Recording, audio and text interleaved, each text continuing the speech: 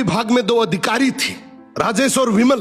दोनों का पद सेम था, सैलरी सेम थी, लेकिन दोनों की लाइफस्टाइल में जमीन आसमान का अंतर था।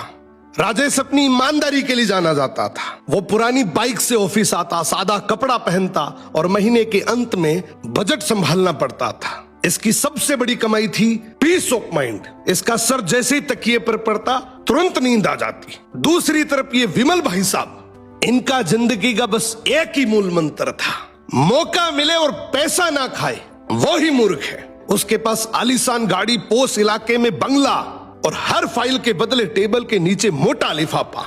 गरीबों की पेंशन, विधवाओं की सहायता, हर जगह उसने अपना हिस्सा काटा। विमल अक्सर राजेश का मजाक उड़ाया करता था। राजेश तो ये ईमानदारी का चोला पहनकर जिंदगी भर साइकिल ही चलाता रहेगा, मुझे देख 5 साल में सब कुछ बना लिया।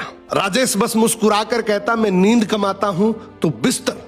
अब कर्म का हिसाब देर से खुलता है, लेकिन जब खुलता है तो ब्याज सहित लौटता है। विमल के बेटे का जन्मदिन था, तोहफे में उसने बेटे को एक महंगी सुपर बाइक दी।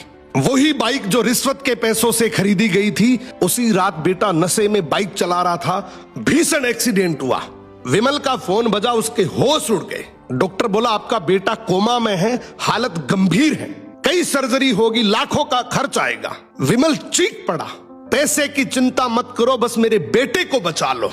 उसने बेटे के इलाज में अपनी सारी काली कमाई लगा दी, महंगी दवाइयां, विदेशी डॉक्टर, लेकिन जिस बेटे के लिए उसने पाप की कमाई जमा की थी वो बच नहीं सका। जो पैसा दूसरों के आंसुओं से आया था, आज उसके अपने आंसू भी नहीं पहुंच सका। बेटे की मौत के बाद घर उजड़ गया, पत्नी डिप्रेशन में चली गई।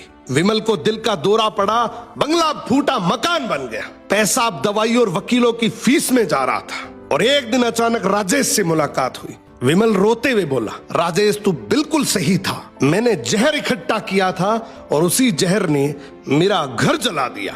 भभकती आवाज में बोला, यार मैं अपने बेटे का कातिल हूं। जिंदगी में याद रखना, हराम की कमाई हराम के रास्ते से ही जाती है।